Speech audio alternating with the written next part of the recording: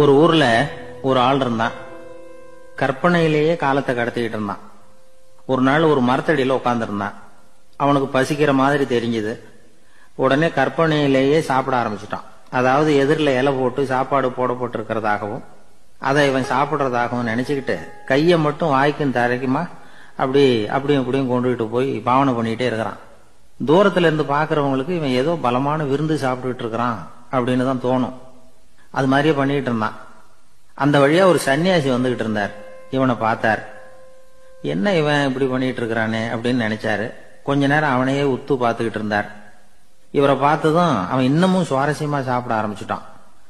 அப்பப்பா, என்ன இது, இந்த குழம்பு இவ்வளவு காரமா இருக்கு, என்னுடைய நாக்கே எரிஞ்சு போடும் போல இருக்க அப்படின்னு சொல்லிட்டு பக்கத்துல ஒரு குவளையை எடுத்து தண்ணி குடிக்கிறது மாதிரி பாவனை பண்றான். அப்பாடா, இப்ப கொஞ்சம் பரவாயில்ல அப்படின்னு சொல்லிட்டு குவளையை கீழே வைக்கிறது மாதிரி ஒரு பாவனை பண்றான். சன்னியாசி பார்த்தார். என்னப்பா, சாப்பாட்டுல காரம் அதிகமோ அப்படின்னார். ஆமா சுவாமி, ஞாபகம் மறதியில கொஞ்சம் மிளகாய் அதிகமா சேர்த்துக்கிட்டேன் அப்படின்னா. சரி சாப்பிடு அப்படின்னு சொல்லிட்டார். அவன் சாப்பிட்டு முடிக்கிற வரைக்கும் பொறுமையா உட்காந்துருந்தார். அவன் அப்பாடா அப்படின்னு சொல்லிட்டு மறுபடியும் தண்ணி எடுத்து குடிச்சான். எல்லாம் கற்பனையிலேயே. அதுக்கப்புறம் சன்னியாசி பேச ஆரம்பிச்சார். இத பாருப்பா, உன்னுடைய கற்பனையை நான் மெச்சுறேன்.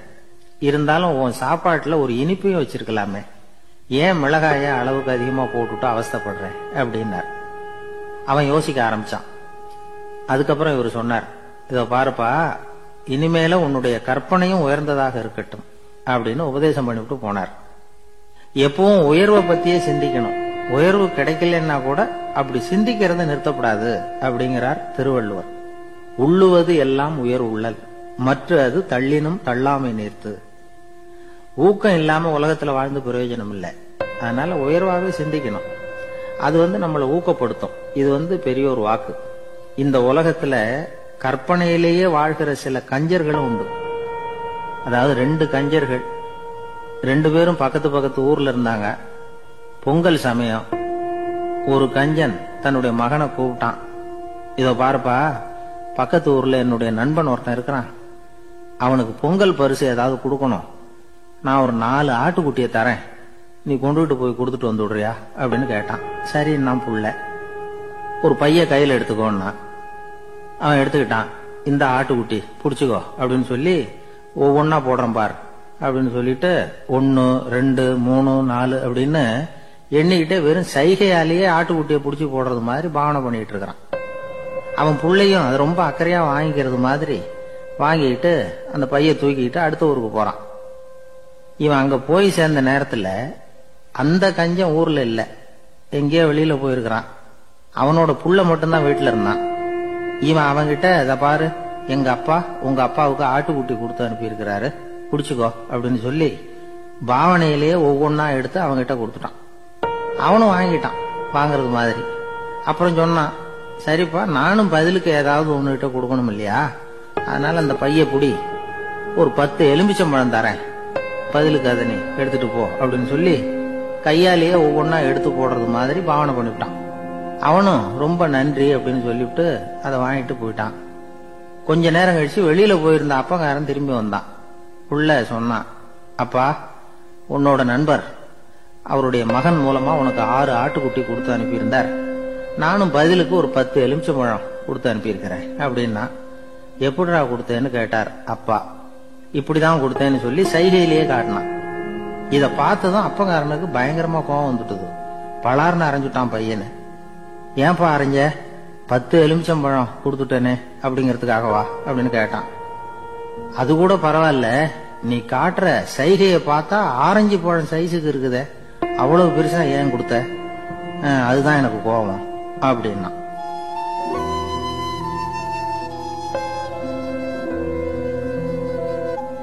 ஒரு ஊர்ல ஒரு சித்தர் இருந்தார், சூஃபி சித்தர். அவர் ஞானம் பெற்ற ஒரு சித்தர்.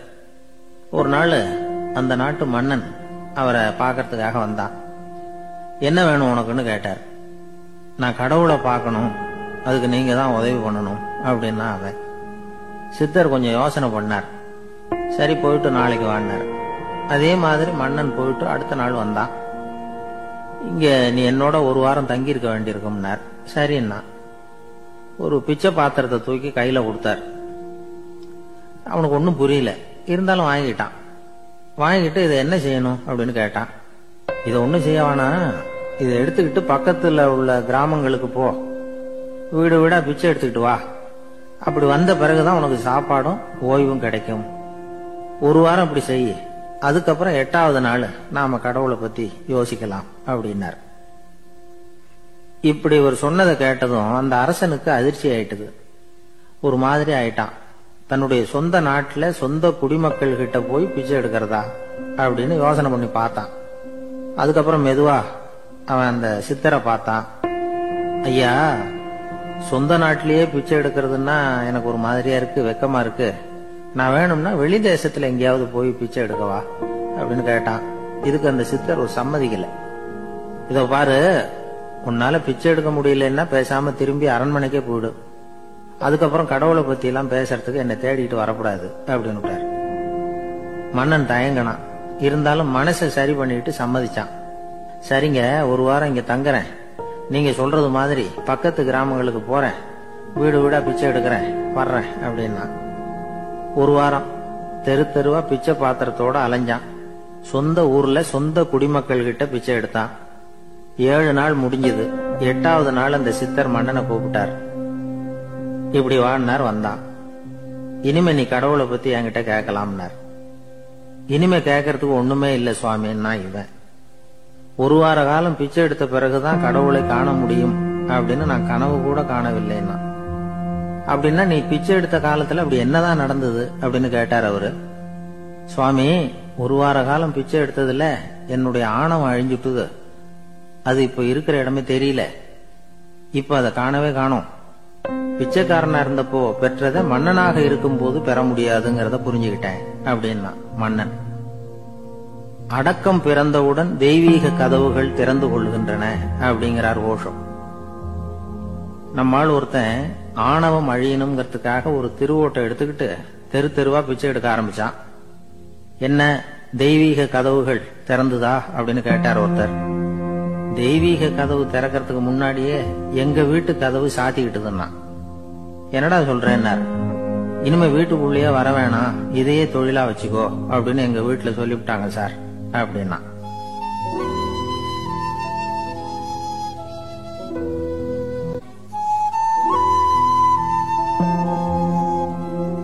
ஒரு பள்ளிக்கூடம் வகுப்பு நடந்துகிட்டு இருக்கு.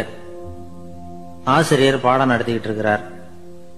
நடத்தி முடிச்ச உடனே கேட்டார், மாணவர்களே, இதுவரைக்கும் நான் நடத்தின பாடத்துல உங்களுக்கு ஏதாவது சந்தேகம் இருக்கா அப்படின்னு கேட்டார்.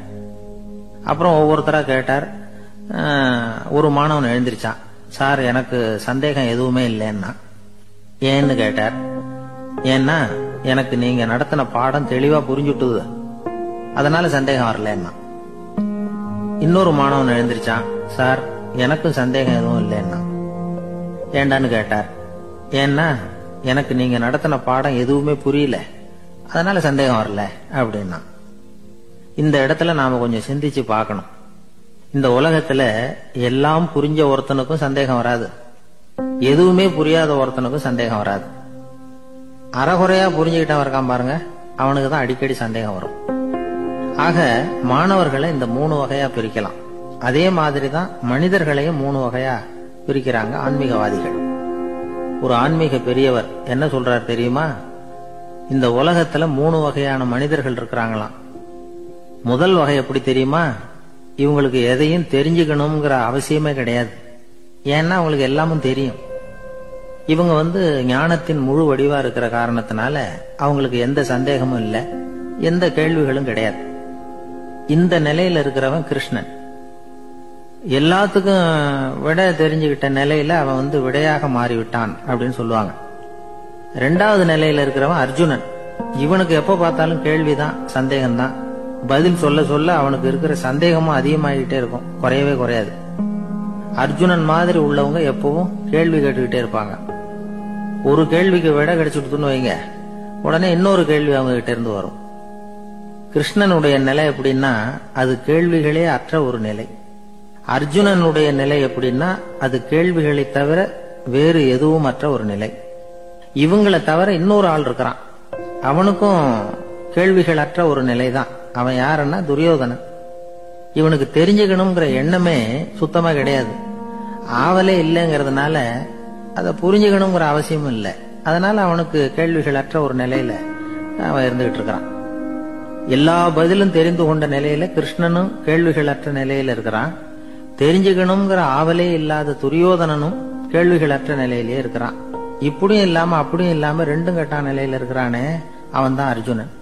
அதனால பெரியவங்க எல்லாம் என்ன சொல்றாங்கன்னா, இந்த உலகத்துல அர்ஜுனன்களா இருக்கிறவங்க ஒண்ணு துரியோதனனா மாறிடணும், இல்லைன்னா கிருஷ்ணனா மாறிடணும். இதை தவிர வேற வாய்ப்பு இல்லை. துரியோதனன் மாதிரி உள்ளது விலங்கு நிலை, கிருஷ்ணன் மாதிரி உள்ளது தெய்வ நிலை. அர்ஜுனன் விலங்காவும் ஆக முடியல, தெய்வமாவும் ஆக முடியல. இப்படி ரெண்டும் கெட்டானா இருக்கிற வரைக்கும் இந்த கேள்விகளும் பிரச்சனைகளும் இருந்துகிட்டே தான் இருக்கும். இதுதான் பெரியவர்கள் சொல்லுகிற அனுபவ உண்மை. ஒரு ஆசிரியர் ரொம்பவும் விரிவா விளக்கமா பாடம் நடத்தின பிறகு, மாணவர்களே ஏதாவது சந்தேகம் இருந்தா கேளுங்கன்னாராம். ஒரு மாணவன் எழுந்திருச்சான். சார், எனக்கு ஒரு சந்தேகம்னா. என்னன்னு கேட்டார். இது வரைக்கும் என்ன பாடம் சார் நடத்தினீங்க அப்படின்னா அந்த பையன்.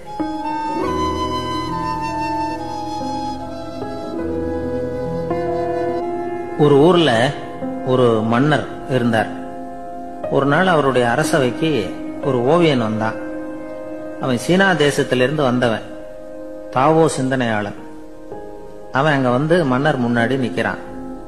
யாரும் செய்ய முடியாத ஒரு காரியத்தை என்னால செய்ய முடியும்னா. இவன் இப்படி சொன்னதை கேட்டதும் ஏற்கனவே அங்க இருந்த அரசவை ஓவியன் ஒருத்தனுக்கு கோபம் வந்துட்டுது. இதோ பாரு, இப்படி எல்லாம் பேசக்கூடாது, நான் வேணும்னா உன்னுடைய சவாலை ஏத்துக்கிறேன் அப்படின்னா.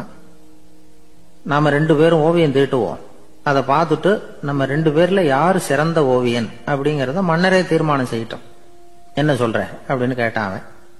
அவனும் சரின்னு ஒத்துக்கிட்டான். போட்டி ஆரம்பமாச்சு. அரசர் அவங்களுக்கு 2 சுவர்களை ஒதுக்கி கொடுத்தார். 6 மாச காலம் அவகாசம் கொடுத்தார். 2 ஓவியர்களும் அவங்கவங்க வேலையை ஆரம்பிச்சாங்க. இரவு பகலா வேலை செய்ய ஆரம்பிச்சுட்டாங்க. 6 மாசம் முடிஞ்சது. அரசர் பார்த்தார். முதல்ல தன்னுடைய அரசவை ஓவியர் தீட்டி இருந்த ஓவியத்தை பார்த்தார். ரொம்ப பிரமாதமா இருந்தது, பாராட்டினார்.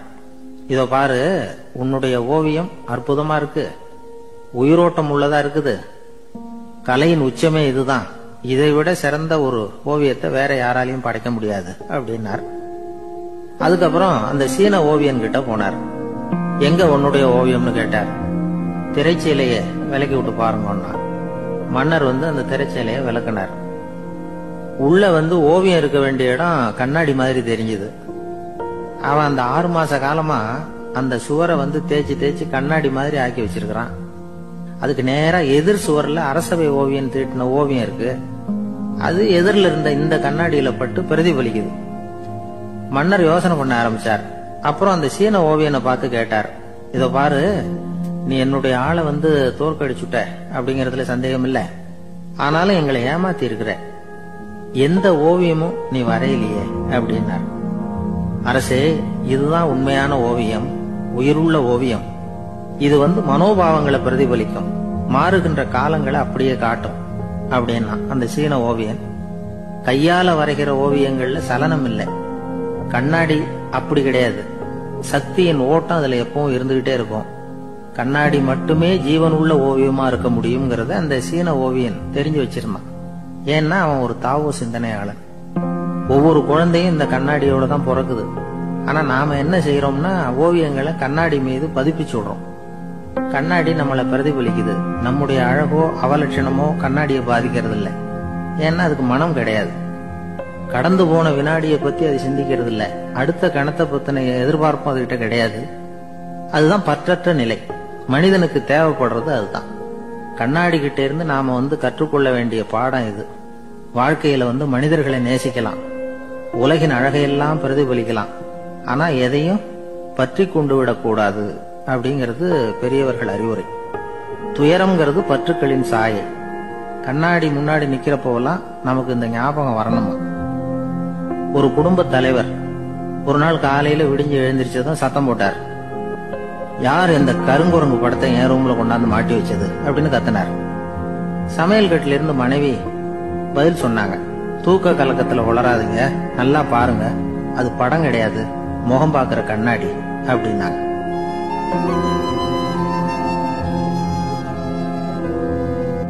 ஒரு ஆளு வேகமா நடந்து போய்கிட்டு இருந்தான். அவன் வேகமா நடக்கிறதுக்கு காரணம் வெயில் காலம், காலில் செருப்பு இல்ல, மணல் பாதை, அதுதான் வேகம். காலில் செருப்பும் இல்லாம கையில கொடையும் இல்லாம அந்த ஆளு வெயில்ல நடந்து போய்கிட்டு இருக்கிறான். அந்த சமயத்துல இன்னொருத்தன் குதிரை மேல ஏறி அந்த வழியா வந்துகிட்டு இருக்கிறான். அவன் காலில் செருப்பும் இருந்தது, கையில கொடையும் இருந்தது. நடந்து போய்கிட்டு இருந்தவன் அந்த குதிரை ஆசாமியை பார்த்து கேட்டான், ஐயா, நீங்களும் குதிரை மேல உட்காந்துக்கிட்டு போய்கிட்டு இருக்கிறீங்க, அப்படி இருக்கிறப்போ உங்களுக்கு அந்த செருப்பு என்னத்துக்கு? அதை எனக்கு கொடுத்து உதவலாமே அப்படின்னா. குதிரை மேல உட்காந்துருந்தவன் யோசனை பண்ணி பார்த்தான். இவன் சொல்றது நியாயம்தானே அப்படின்னு சொல்லி தன்னுடைய செருப்பை கழட்டி அந்த வழிபோக்கனுக்கு கொடுத்துட்டான். ரொம்ப நல்லதுங்க அப்படின்னு சொல்லி இவன் அதை வாங்கி காலில் மாட்டிக்கிட்டான். அதுக்கப்புறம் மறுபடியும் இவன் ஆரம்பிச்சான், ஐயா, நீங்க குதிரையில போறதுனால போக வேண்டிய இடத்துக்கு வேகமா போய் சேர்ந்துருவீங்க, அதனால உங்க கையில அந்த கொடை என்னத்துக்கு? நான் நடந்து போயிட்டு இருக்கிறவன் ரொம்ப நேரம் நடக்க வேண்டியிருக்கும் இந்த வெயில்ல, அதனால அந்த கொடையையும் எனக்கு கொடுங்களேன் அப்படின்னா. குதிரை வீரன் யோசனை பண்ணி பார்த்தான், இதுவும் நியாயம்தானே அப்படின்னு அவனுக்கு தோணுச்சு. உடனே இறக்கப்பட்டு தன் காலில் இருந்த செருப்பை கொடுத்தது மாதிரியே தன் கையில் இருந்த கொடையையும் இவங்கிட்ட கொடுத்துட்டான். அதுக்கப்புறம் அவன் நிம்மதியா புறப்பட்டான். இப்ப மறுபடியும் கை தட்டி அவனை நிறுத்தினான். கீழே நின்றுட்டு இருந்தவன், என்னப்பா ஏன் என்ன நிறுத்தின, இன்னும் ஏதாவது வேணுமா உனக்கு அப்படின்னா குதிரையில இருந்தவன். இவன் மெதுவா வாயை திறந்து அந்த குதிரையையும் என்கிட்ட கொடுத்துருங்களேன்னா. அந்த குதிரை வீரன் இப்போ ஒரு கணம் யோசனை பண்ணி பார்த்தான். உடனே என்ன பண்ணான் தெரியுமா? தன்கிட்ட இருந்த குதிரை சவுக்கை எடுத்தான். குதிரை சவுக்கால அந்த ஆளை வாங்குவாங்கன்னு வீசி தள்ளிவிட்டான். இவ்வளவு சவுக்கடியும் வாங்கிட்டு இந்த ஆள் என்ன பண்ணான் தெரியுமா? சிரிக்கிறான். அடி வாங்கிட்டு யாராவது சிரிப்பாங்களா?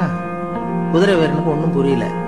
என்னப்பா அது, ஏன் இப்படி அடி வாங்கிட்டு இப்படி சிரிக்கிறியே அப்படின்னு கேட்டான். இப்ப அந்த வழிபோக்கன் சொல்றான், ஐயா, நான் இப்படி சிரிக்கிறதுக்கு காரணம் இருக்கு. இப்படி குதிரை கேட்டு உங்ககிட்ட அடி வாங்கலன்னு வச்சுக்கோங்க, என் உயிர் உள்ள வரைக்கும் மனசுல ஒரு தவிப்பு இருந்துகிட்டே இருக்கும். செருப்பையும் கொடையையும் கேட்ட உடனே கொடுத்தவன் குதிரையையும் கேட்டிருந்தா கொடுத்துருப்பானோ அப்படிங்கிற பேராசையில ஏங்கிக்கிட்டே இருந்திருப்பேன். இப்ப உங்ககிட்ட அடி வாங்கின பிறகு என்னுடைய அந்த சந்தேகம் தீர்ந்து போச்சு. என்னுடைய ஆசைக்கு எல்லை எது அப்படிங்கறத எனக்கு புரிஞ்சுட்டுது அப்படின்னு சொல்லிவிட்டு அவன் நடக்க ஆரம்பிச்சுட்டானான். ஆசைக்கும் எல்லை உண்டு அப்படிங்கறத விளக்கறதுக்காக வாரியார் சுவாமிகள் சொல்ற கதை இது. இந்த காலத்திலயும் ஒருத்தன் அது மாதிரி கொடை செருப்போட குதிரையில போய்கிட்டு இருந்தான். எதிரில் நடந்து வந்தவன், ஐயா, உங்க கொடையை எனக்கு கொடுங்களேன்னு கேட்டான். உடனே அவன் குதிரையில இருந்து கீழே குதிச்சு அவனை சாட்டையால் அடிக்க ஆரம்பிச்சுட்டான். இன்னொருத்தர் அந்த வழியா வந்தவர் இதை பார்த்தாரு.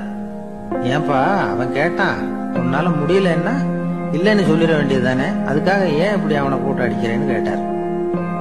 உங்களுக்கு விவரம் புரியாது சார், காலம் ரொம்ப கெட்டு போச்சு.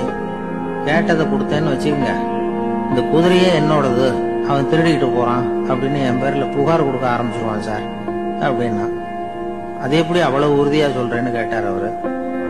ஏற்கனவே அது மாதிரி ஒருத்தன் பேர்ல புகார் கொடுத்துட்டு தான் இந்த குதிரையை நான் தள்ளிட்டு வந்துகிட்டு இருக்கிறேன் அப்படின்னா. ஒரு காட்டுல ஒரு நரி இருந்தது. ஒரு நாள் காலை நேரம் அது தன்னுடைய இருப்பிடத்துல இருந்து வெளியில வந்தது. கொஞ்சம் தூரம் நடந்து வந்தது. அப்பதான் அது தன்னோட நிழலை கவனிச்சு பார்த்தது. பார்த்தா அது ரொம்ப நீளமா பெருசா இருக்குது. காலை நேரத்துல நிழல் அப்படித்தானே இருக்கும். ஆனா அந்த நரிக்கு அந்த விஷயம் தெரியல. தன்னுடைய நீண்ட பெரிய நிழலை பார்த்து ஆச்சரியப்பட்டது. ஆஹா, நாம இவ்வளவு பெருசாவா இருக்கிறோம் அப்படின்னா என்னுடைய காலை சாப்பாட்டுக்கு ஒரு யானை இல்லைன்னா ஒரு ஒட்டகம் கிடைச்சாதான் சரியா இருக்கும் போல இருக்கு அப்படின்னு முடிவு பண்ணிட்டு உடனே ஒரு யானை அல்லது ஒட்டகத்தை தேடி அலைஞ்சது. எங்க கிடைக்கும்னு கிடைக்கவே இல்லை. மத்தியானம் 12 மணி ஆயிட்டுது. பசியோட அலையுது. இப்ப தன்னோட நிழலை பார்த்தது. அது மத்தியான நிழல் எப்படி இருக்கும், அது ரொம்பவும் குறுகி போய் தெரிஞ்சது. உடனே அந்த நரி என்ன நினைச்சுக்கிட்டு தான் தெரியுமா? காலை ஆகாரம் சாப்பிடாததுனால நம்ம உடம்பு இப்படி அழிச்சு போட்டுதே அப்படின்னு நினைச்சுக்கிட்டு தான். கொஞ்ச நேரம் கழிச்சு மறுபடியும் தன்னுடைய நிழலை பாக்குது. அது இன்னமும் குறுகி போய் காலடியிலேயே வந்துட்டுது. அதுக்கு பயமா போயிடுது. ஐயோ, இன்னும் கொஞ்ச நேரத்துல நாம இறந்துருவோம் போல இருக்க, இப்ப என்ன செய்யறது? இந்த சமயத்துல ஒரு எறும்பு கிடைச்சா கூட போதும், அதை நம்ம காலை ஆகாரமா நினைச்சு சாப்பிட்டுள்ளாமே அப்படின்னு நினைச்சுதான். நம்முடைய நிழல் கூட நம்மள மாதிரியே தான் அடிக்கடி மாறிக்கிட்டே தான் இருக்குது. அது எப்பவும் ஒரே மாதிரி இருக்கிறது இல்ல. மனிதனுக்கு ஏற்படுகிற தன்முனைப்பு இருக்கு பாருங்க, ஈகோ, அது கூட ஒரு நிழல் மாதிரி தானா. அப்படி நினைக்க ஆரம்பிச்சுட்டா அதனால ஏதும் பிரச்சனை வராதான். தன்முனைப்பை நிழல் போலவே ஏற்றுக்கொள்ளுங்கள் அப்படிங்கிறது பெரியவங்க கருத்து. ஒரு காரியத்தை வெற்றிகரமா நல்ல விதமா செஞ்சு முடிக்கிறோம்னு வச்சுக்கோங்க, அந்த சமயத்துல ஒரு வித நுட்பமான தற்பெருமை நமக்குள்ள உண்டாகுது. இது இயற்கையானது, அதனால இது மேல பற்று வைக்கக்கூடாது. அப்படி வைக்க ஆரம்பிச்சுட்டா அந்த தற்பெருமை ஒரு நிரந்தர விருந்தாளியா நம்ம கிட்ட தங்கிக்கும். நம்ம நிழல் எப்படின்னு பாருங்க, நாம நடக்கும் பொழுது நம்ம பின்னாடியே வரும். தன்முனைப்பையும் அப்படியே நினைச்சுக்குங்க. நிழல் யாருக்கும் எந்த பிரச்சனையையும் உண்டாக்குறது இல்ல. ஆனா அந்த நிழலை கண்டே நாம பயப்பட ஆரம்பிச்சுட்டா நாம எதுலயும் வெற்றி காண முடியாது. நிழலோட சண்டை போடக்கூடாது. அது மாதிரி தன்முனைப்போடவும் நாம சண்டை போட வேண்டியதில்லை. இல்லாத ஒன்றோடு சண்டை போடுறது எப்படின்னா, அது இருட்டோட சண்டை போடுறது மாதிரி. நாம நிழல் கிடையாது, நம்ம கிட்ட இருக்கிற தன்முனைப்பு ஒரு நிழல். நம்ம நிழலையும் நமக்கு சமமா பாக்குறோம் பாருங்க, அங்கதான் சிக்கலே ஆரம்பம். இப்போ நாம நடந்து போய்கிட்டு இருக்கிறோம், நம்ம நிழல் தரையில விழுது. யாரோ ஒருத்தர் நம்ம நிழல் மேல காலை வச்சு நடந்து போறார். உடனே அவர்கிட்ட சண்டைக்கா போறோம், ஏண்டா என் நிழலை மிதிச்ச அப்படின்னு. நமக்கு தெரியும் அது நிழல் தாங்கிறது. அவர் உங்க மேல நடக்கல, உங்களுடைய நிழல் மேலதான் நடக்கிறார்.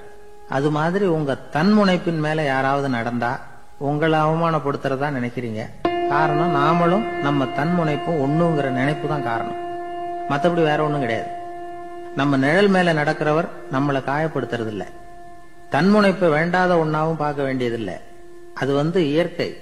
நிழலை உங்க முன்னாடி வைக்க வேணாம், அது உங்க பின்னாடியே இருக்கட்டும். நிழலின் நிழலாகி விடாதீர்கள், நீங்கள் நீங்களாகவே இருங்கள். இதுதான் சான்றோர் சிந்தனை. ஒரு பேருந்துல ஒரே நெரிசல். ஒருத்தர் பக்கத்துல நின்றுகிட்டு இருந்தவர்கிட்ட ரொம்ப பணிவா விசாரிச்சார், ஏன் சார் நீங்க ஏதாவது பெரிய உத்தியோகத்துல இருக்கிறீங்களா அப்படின்னாரு. அப்படிலாம் ஒண்ணும் இல்லைங்கன்னாரு அவரு. அப்படின்னா வேற ஏதாவது அரசியல்ல பெரிய பதவியில் இருக்கிறீங்களா அப்படின்னு கேட்டார். அதுவும் இல்லைங்கன்னார். சரி, பணமாவது அதிகமா வச்சிருக்கீங்களா அப்படின்னு கேட்டார். அப்படிலாம் ஒண்ணும் கிடையாது சார்னார் அவரு.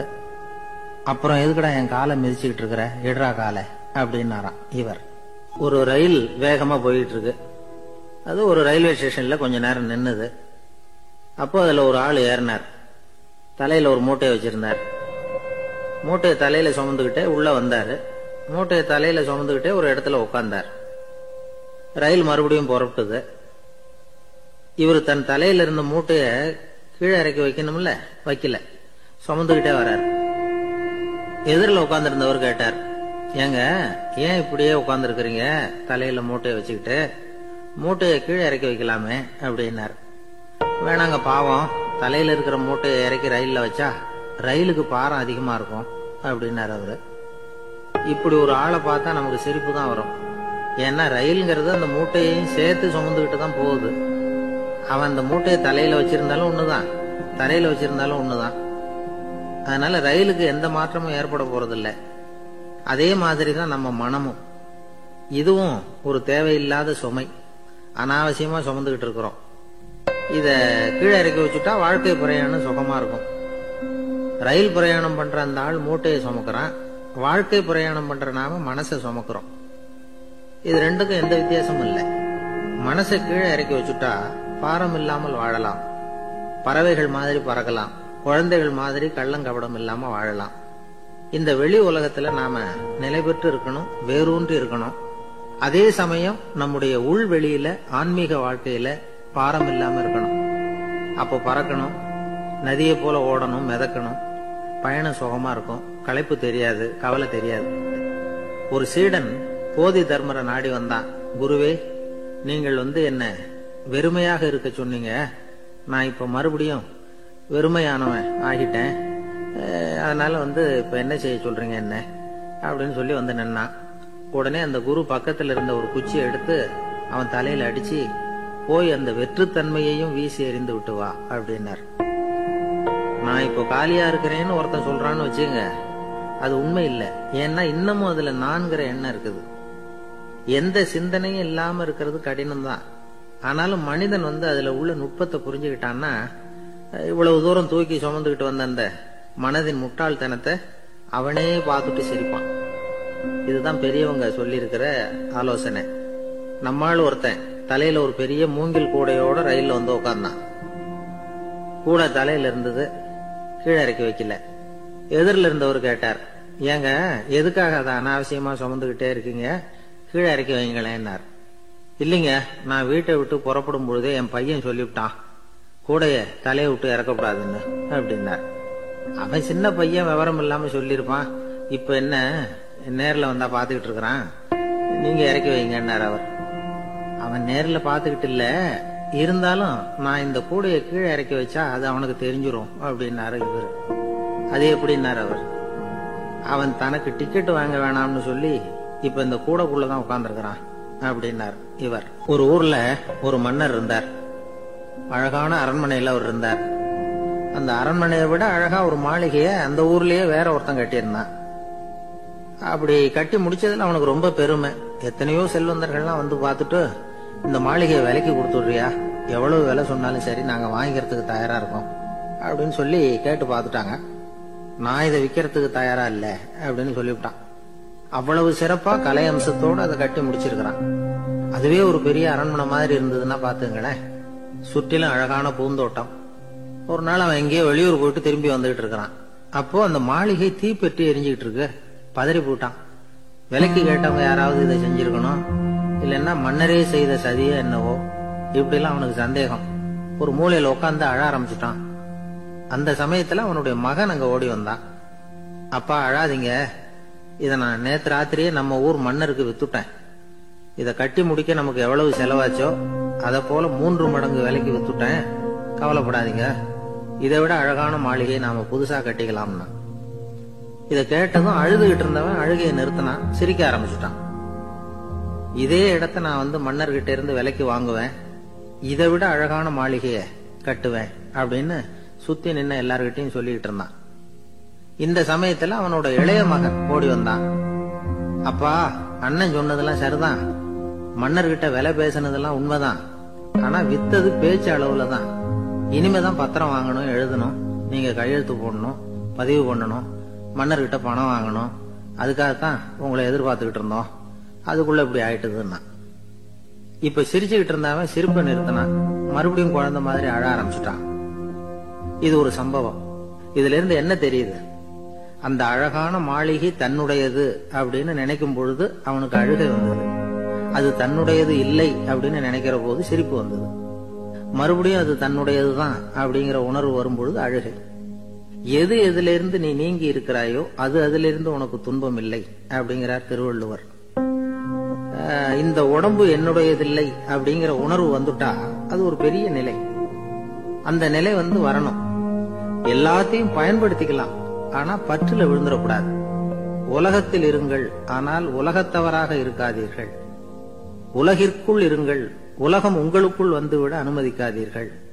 விலகி இருங்கள், விழித்திருங்கள், மௌனமாய் பார்த்திருங்கள் அப்படிங்கிறது சான்றோர் கருத்து. செய்ய வேண்டிய கடமையிலிருந்து விலகி இருக்கிறவர்கள் நம்ம கிட்ட நிறைய பேர் உண்டு. அப்படிப்பட்ட ஒருத்தர் டாக்டர் கிட்ட போனார். டாக்டர், நான் ஒரு கவர்மெண்ட் ஆபீஸ்ல வேலை பார்க்கிறேன், எனக்கு ஒரே அசதியா இருக்கு, என்னை சோதிச்சு பாருங்க, ஆலோசனை சொல்லுங்க ஏதாவது. டாக்டர் அவரை பரிசோதனை பண்ணி பார்த்துட்டு சொன்னார், இதோ பாரு, உனக்கு இப்போ தேவைப்படுறது முழு ஓய்வு. நீ எவ்வளவு சீக்கிரமா ஆபீஸுக்கு போறியோ அவ்வளவுக்கு உனக்கு நல்லது அப்படின்னாராம்.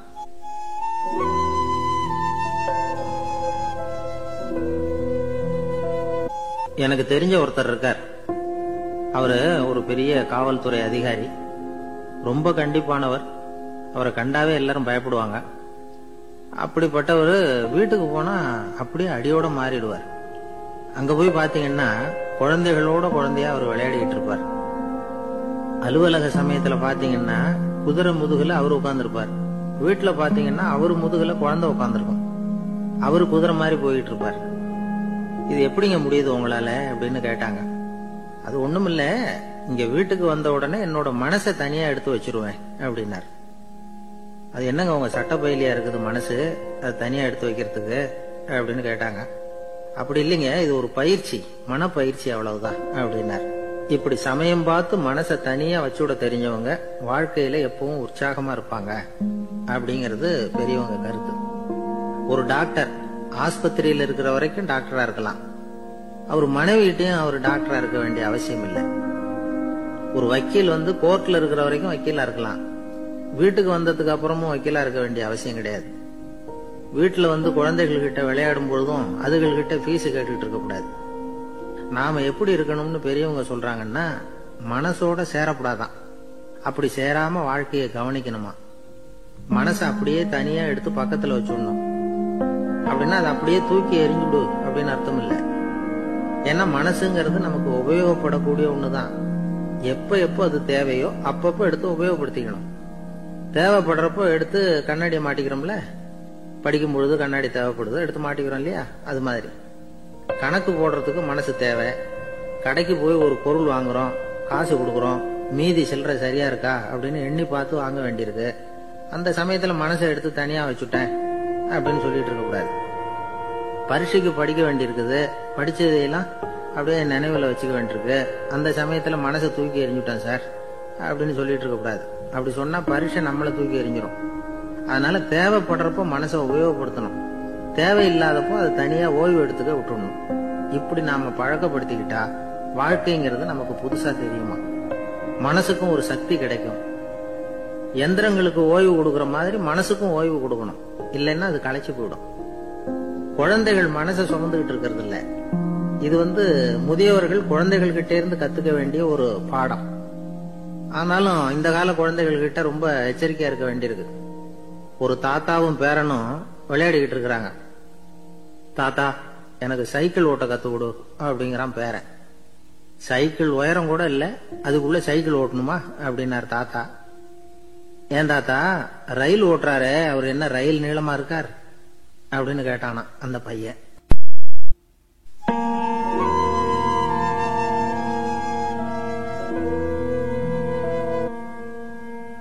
ஒரு நல்ல நகைச்சுவை எப்படி இருக்கணும், இதுக்கு ஒவ்வொருத்தர் ஒவ்வொரு மாதிரியான விளக்கத்தை கொடுத்திருக்கிறாங்க. ஆனா கலைவாணர் NS கிருஷ்ணன் கொடுக்கிற விளக்கம் என்ன தெரியுமா?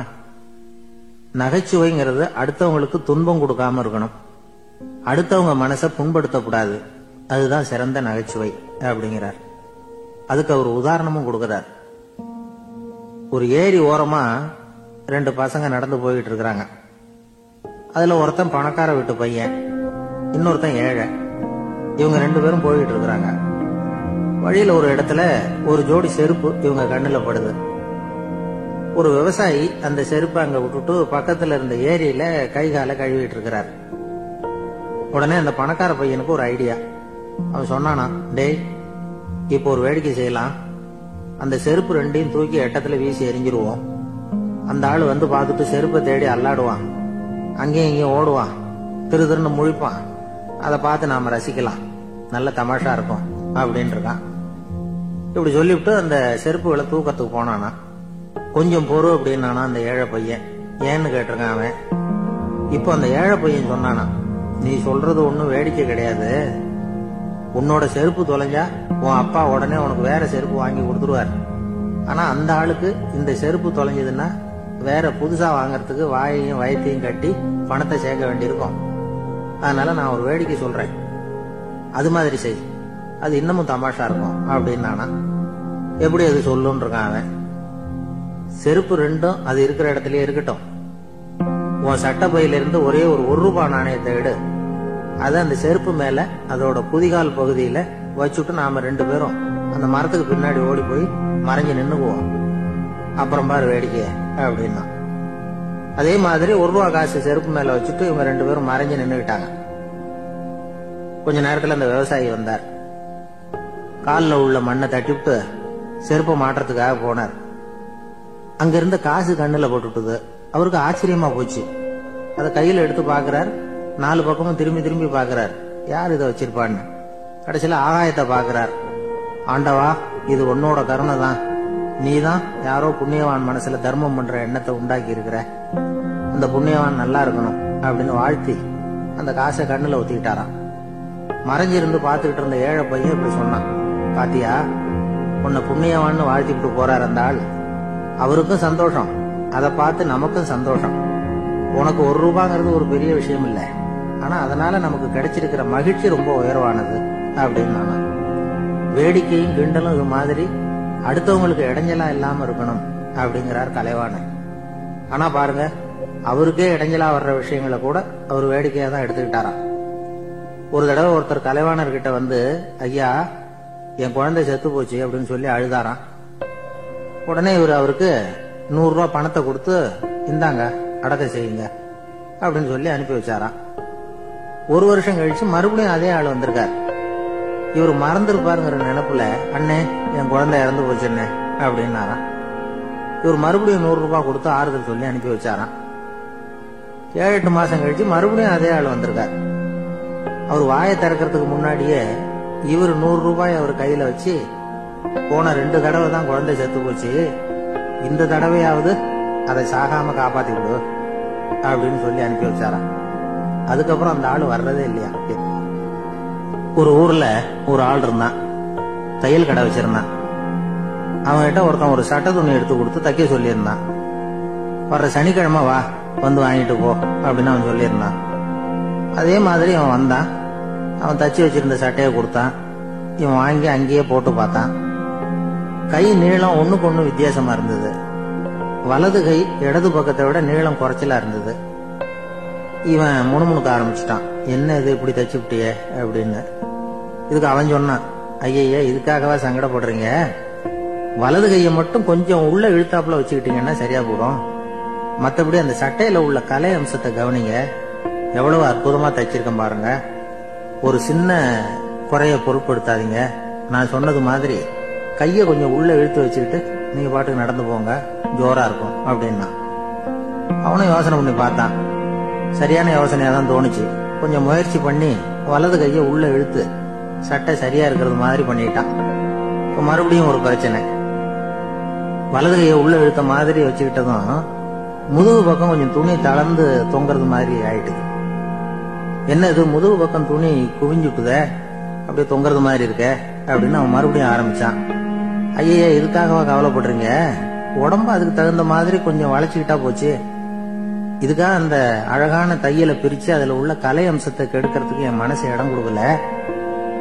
எவ்வளவுக்கு தளர்த்தியா இருக்கோ அவ்வளவுக்கு கொஞ்சம் உடம்ப வளைச்சி அப்படியே வச்சுங்க, சரியா போடும் அப்படின்னா. இதுவும் நல்ல யோசனையா போடுது அப்படின்னு நினைச்சான் அவன். சரின்னு சொல்லிவிட்டு புறப்பட்டான். தெருவில் இறங்கினான். கையை கொஞ்சம் உள்ள இழுத்தான், உடம்ப கொஞ்சம் வளைச்சி வச்சுக்கிட்டான், சட்டைக்கு தகுந்த மாதிரி பண்ணிட்டான். அப்படியே மெதுவா நடந்து போனான். இப்போ எதிரில் இன்னொருத்தன் வந்தான். இவனை பார்த்தான். இவன் போட்டிருக்கிற சட்டைய பார்த்தான். ஆஹா அற்புதமா இருக்கு. நான் சும்மா சொல்லக்கூடாது, ரொம்ப நல்லா இருக்குது இது. நிச்சயமா இது இந்த ஊர் மேல தெருவில் ஒருத்தன் இருக்கிறானே அவன் தச்சதா தான் இருக்கணும் அப்படின்னு நானா. இதை கேட்டதும் உனக்கு ஆச்சரியம் ரொம்ப. எப்படி அவ்வளவு கரெக்டா கண்டுபிடிச்சிங்க அப்படின்னு கேட்டிருக்கான். இதுக்கு அந்த வழிபோக்கம் சொன்னானா. அவன் ரொம்ப கெட்டிக்காரன். உங்களை மாதிரி உடம்பும் கையும் வளைஞ்சு போன ஒரு ஆளுக்கு அவனை தவிர வேற யாராலையும் இவ்வளவு பொருத்தமான சட்டையை தைக்க முடியாது அப்படின்னு நானா. பாருங்க, அவனுக்காக இவன் அனுசரிக்க போய் இவனோட நிலைமை எப்படி ஆயிட்டு பாருங்க. இதே மாதிரிதான் சில சடங்குகளும் சம்பிரதாயங்களும் நம்மளை கோமாளி ஆக்கி விட்டுரும். எதுவா இருந்தாலும் அதுல அறிவுபூர்வமான அணுகுமுறை அவசியம். ஒரு நர்ஸ் அவசரமா ஓடி வந்து டாக்டர் கிட்ட சொல்லிச்சான், டாக்டர் ஒரு தப்பு நடந்து போச்சு. 10ஆம் நம்பர் பெட்ல இருக்கிற பேஷண்ட்டுக்கு காலில் ஆபரேஷன் பண்றதுக்கு பதிலா கையில ஆபரேஷன் பண்ணிவிட்டீங்க.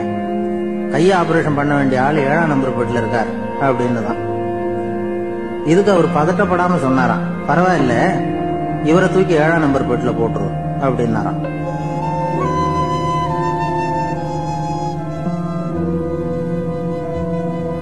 ஒரு ஆள் இருந்தார்.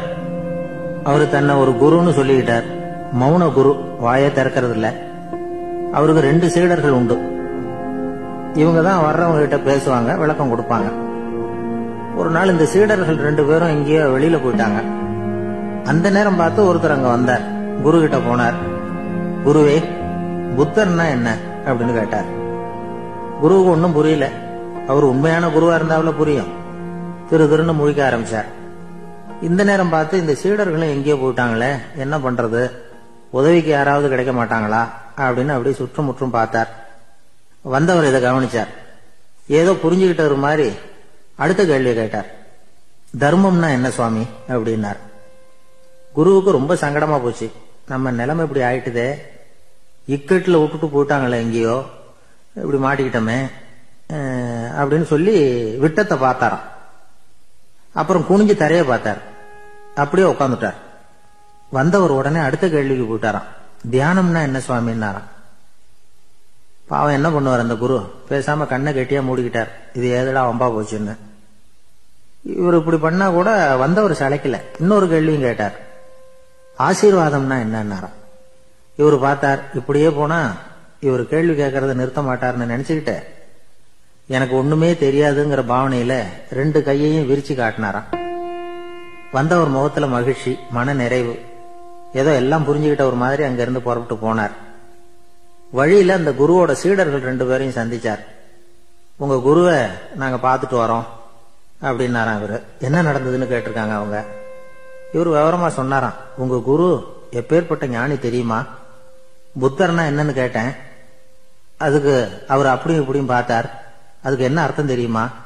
மக்கள் புத்தரை அங்கேயும் இங்கேயும் தேடுறாங்க, உண்மையில அவர் அங்கேயும் இங்கேயும் தேடி கண்டுபிடிக்க முடியாது அப்படிங்கறத அவர் செய்கை மூலமா உணர்த்தினார்.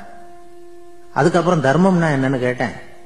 ஒரு மேலையும் கீழையும் பார்த்து தர்மம் சமமானது, அதுல உயர்வு தாழ்வு இல்லை அப்படிங்கறத உணர்த்தினார். அதுக்கப்புறம் தியானம்னா என்னன்னு கேட்டேன். கண்ணை மூடிக்கிட்டார். கண்ணை மூடி காணும் அற்புதம் அதுங்கிறத புரிஞ்சுக்கிட்டேன். கடைசியா ஆசீர்வதிக்கப்படுறது பத்தி கேட்டேன். கைகளை நீட்டி உதவுறது தான் அது அப்படிங்கறத 2 கையையும் விரிச்சு உணர்த்தினார். எவ்வளவு பெரிய மகான் அவரு அப்படின்னு சொல்லிவிட்டு அவர் பாட்டுக்கு போயிட்டார். சீடர்கள் அதுக்கப்புறம் மெதுவா குரு கிட்ட வந்து சேர்ந்தாங்களாம். அவங்கள பார்த்ததும் குருவுக்கு கோபம் வந்துட்டுது. அடே பாவிகளா, எங்கடா போய் தொலைஞ்சிங்க? நான் ஒரு ஆளுகிட்ட மாட்டிக்கிட்டு என்ன பாடுபட்டிருக்கேன் தெரியுமா அப்படின்னாராம். இது மாதிரிதான் நாம சாதாரண மனிதர்களின் புற வேடங்கள்ல மயங்கி போயிடுறோம். அவங்க பேச்சு, செய்கை, பார்வை இதுல எல்லாம் ஏதோ பெரிய தத்துவம் இருக்கிறதாக நினைச்சுக்கிறோம். உண்மையிலேயே அந்த தத்துவங்கள் யாருக்கு சொந்தம்? அவங்களுக்கு இல்ல, நமக்கு தான் சொந்தம். நாம தானே அதை கற்பிச்சுக்கிட்டோம். நம்மை நாம அடையாளம் கண்டுக்கிறது இல்ல, நாம யாருங்கிறது நமக்கு புரியறது இல்ல. அதுதான் இன்னைக்கு நடக்கிறது. அதனாலதான் அடுத்தவங்களை தேடி ஓடிட்டு இருக்கிறோம். சில வீடுகளில் கூட இது மாதிரி சைகைகள் உண்டு. சில குடும்ப தலைவர்கள் தினமும் காலையில கண்ணை கெட்டியா மூடிட்டு கை 2ஐயும் சுத்தமா விரிச்சு வச்சுட்டு உட்காந்து தியானம் பண்றது வழக்கம். எதுக்காக அப்படி பண்றீங்கன்னு ஒருத்தரை பார்த்து கேட்டேன். இந்த மாசம் வாங்கின சம்பளம் பூரா தீர்ந்து போச்சு, இனிமே என் கையில சுத்தமா ஒண்ணும் இல்லை, புதுசா எதுவும் செலவு வச்சுடாத அப்படிங்கறத அப்படி உள்ளங்கை 2ஐயும் விரிச்சு காட்டி அவங்களுக்கு உணர்த்தினேன், அவ்வளவுதான் அப்படின்னார்.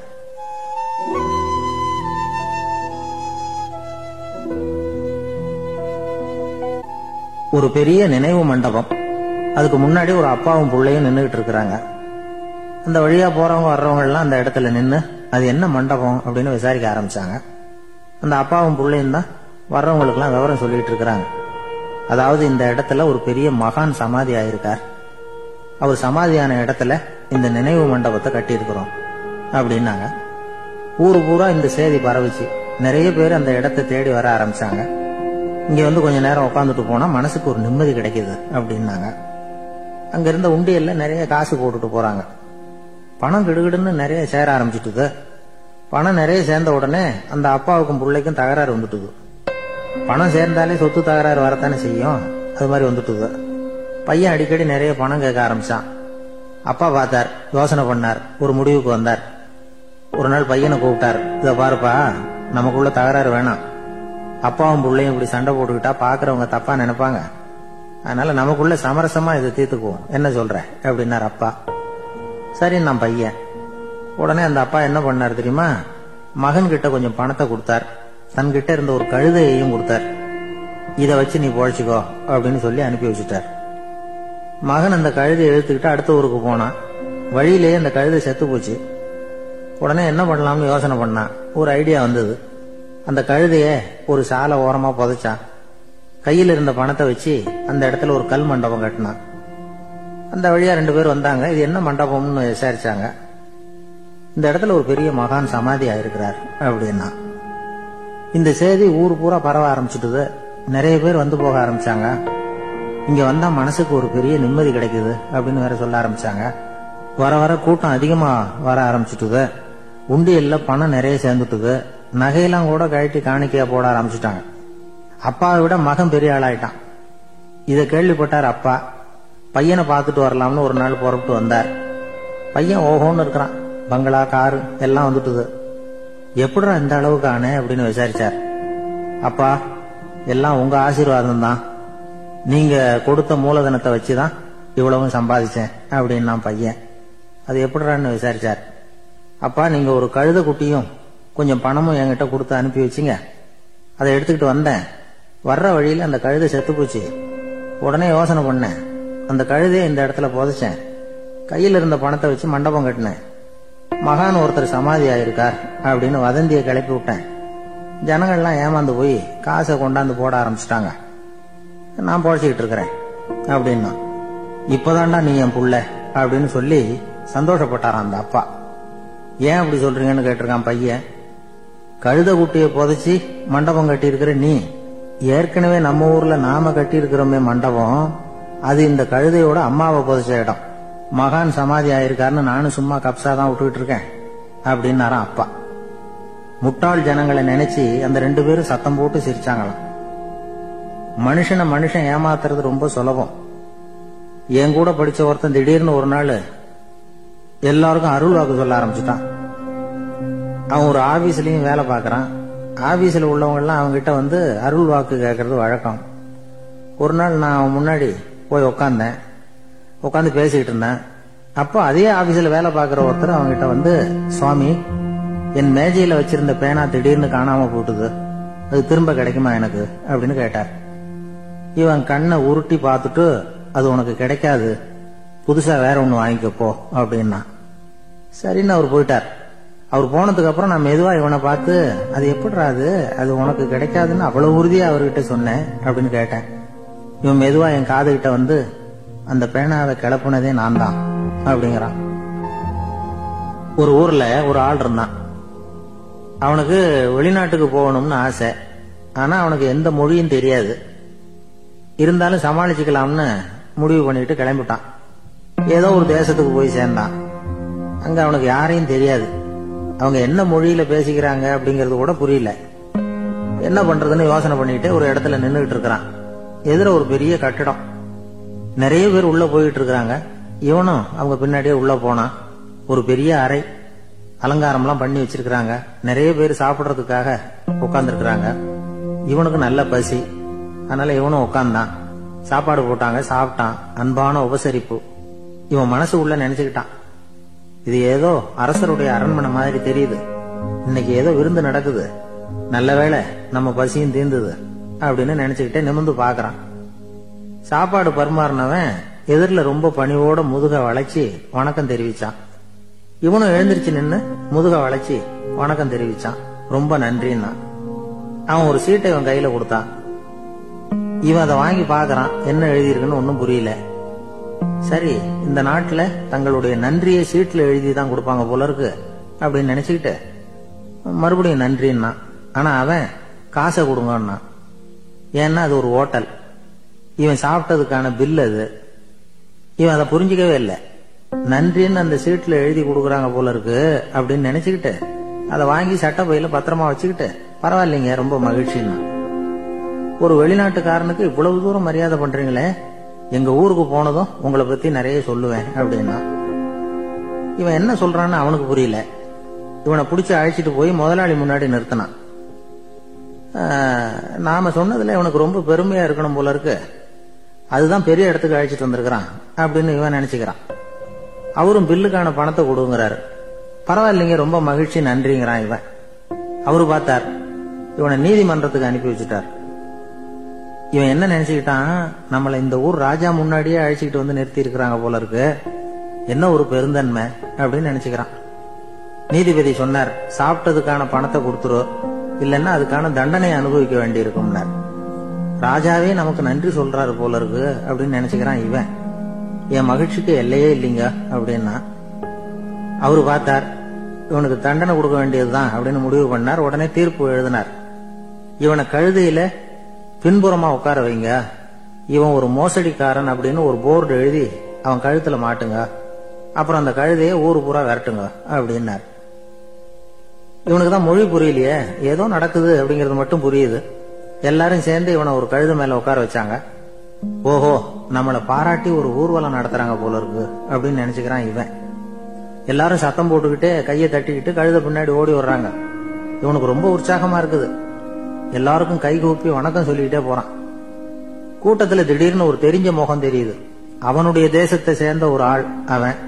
அவனை பார்த்ததும் இவனுக்கு ரொம்ப உற்சாகம். நம்ம ஊருக்கு போனதும் இங்க நமக்கு கிடைச்ச மரியாதையெல்லாம் உண்மைதான்னு சொல்றதுக்கு ஒரு சாட்சியும் கிடைச்சுட்டுது அப்படின்னு நினைச்சுக்கிறான். அவனை பார்த்து கத்தனான், நல்லா பாத்துக்க, இந்த ஊர் மக்கள் எனக்கு எப்படிப்பட்ட வரவேற்பு கொடுக்குறாங்கிறத நல்லா கவனிச்சுக்கோ அப்படிங்கிறான். அவனுக்கு அவமானமா போட்டுது. தலையை குனிஞ்சுக்கிட்டே நழுவி போட்டான். இவன் பார்த்தான், அவன் தலை தெரியல. ஆகா, அவனுக்கு நம்ம மேல பொறாம போல இருக்கு, அதனாலதான் காணாம போட்டான் அப்படின்னு நினைச்சுக்கிறான். இப்படி ஒரு வேடிக்கை கதையை பெரியவங்க சொல்றது உண்டு. கதை வேடிக்கையா இருந்தாலும் இதுல உள்ள கருத்து என்ன தெரியுமா? அந்த கழுதை மேல உட்கார்ந்து இருக்கிறானே, அது மாதிரிதான் நாமளும் அகங்காரம்ங்கிற கழுதை மேல உட்கார்ந்துகிட்டு இருக்கோமா. நாமளும் கிட்டத்தட்ட அதே மாதிரி பிரம்மையில தான் இருக்கிறோமா. என்ன நடக்குதுங்கிறதே புரியறது இல்ல. அகங்காரத்துல பேசுறவனுக்கும் சித்த சுவாதீனம் இல்லாம பேசுறவனுக்கும் அதிக வித்தியாசம் இருக்கிறது இல்ல. அது மாதிரி ஒருத்தன் தன்னுடைய வீட்டை சுத்தி சேற்ற வாரி அரைச்சுக்கிட்டு இருந்தானா. அந்த வழியா வந்த ஒரு பெரியவர் அதை பார்த்திருக்கார். என்னப்பா பண்ணிட்டு இருக்கிற அப்படின்னு கேட்டாராம். கழுதைகளை விரட்டிட்டு இருக்கிறேன் அப்படின்னானா. இங்க கழுதைகளே காணுமே அப்படின்னாராம் அவரு. அதுதான் ஏற்கனவே விரட்டி விட்டனே அப்படின்னானா இவன்.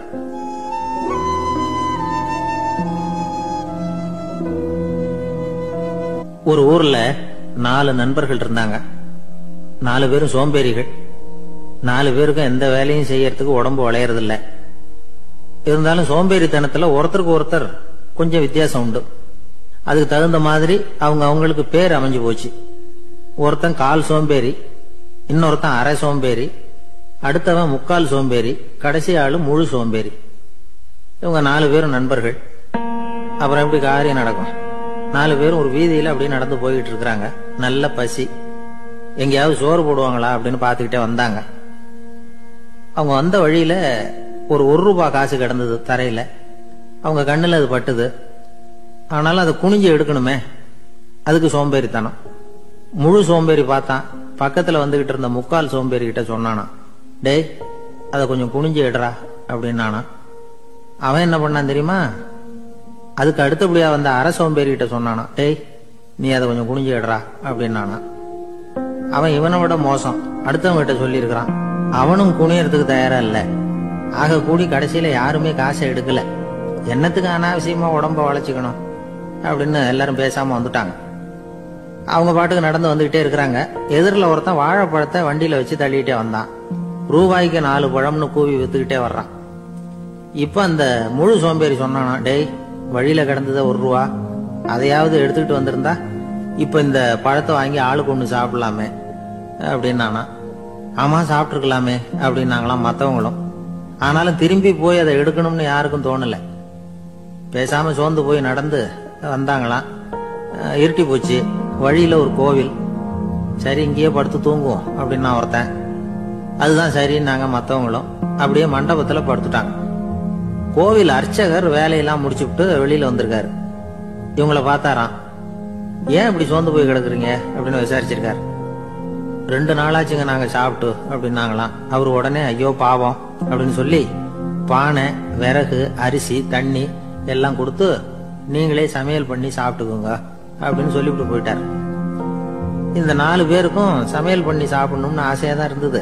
ஆனா அடுப்பு பத்த வைக்கணுமே, அதுக்கு தீப்பெட்டி வேணுமே. தீப்பெட்டி இல்ல. இப்ப முழு சோம்பேறி ஆரம்பிச்சான். அடுத்தவனை பார்த்து, டேய் கடைக்கு போய் ஒரு தீப்பெட்டி வாங்கிட்டு வாயேன் அப்படின்னு. அவன் வழக்கம் போல அடுத்தவங்க கிட்ட சொல்லியிருக்கான். அவன் அதுக்கு அடுத்தவங்க கிட்ட சொல்லியிருக்கிறான். கடைசியா கால் சோம்பேறி கிட்ட வந்து சேர்ந்தது. அவனும் அது நம்மால முடியாது அப்படின்னு பேசாம இருந்துட்டான். இப்ப தீப்பெட்டி வேணுமே, அதுக்கு என்ன பண்றது? அவங்களுக்குள்ள பேசி ஒரு முடிவுக்கு வந்தாங்களாம். அதாவது யாரு முதல்ல வாயை திறந்து பேசுறாங்களோ அவங்கதான் தீப்பெட்டி வாங்கறதுக்கு போகணும் அப்படின்னு.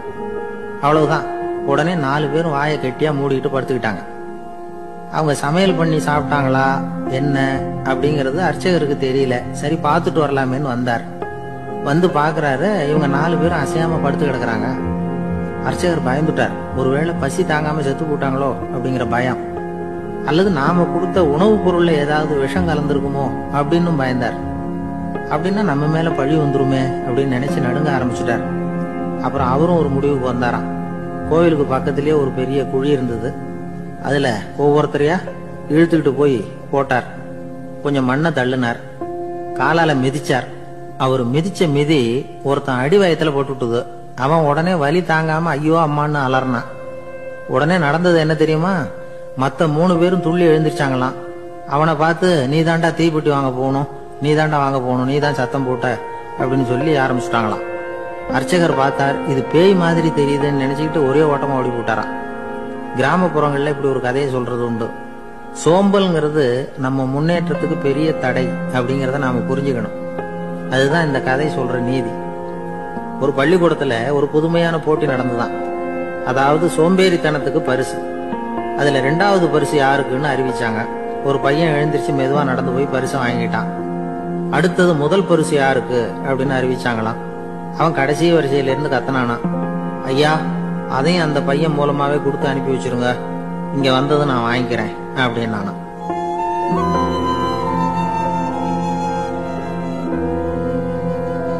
ஒரு ஊர்ல ஒரு ராஜா இருந்தார்.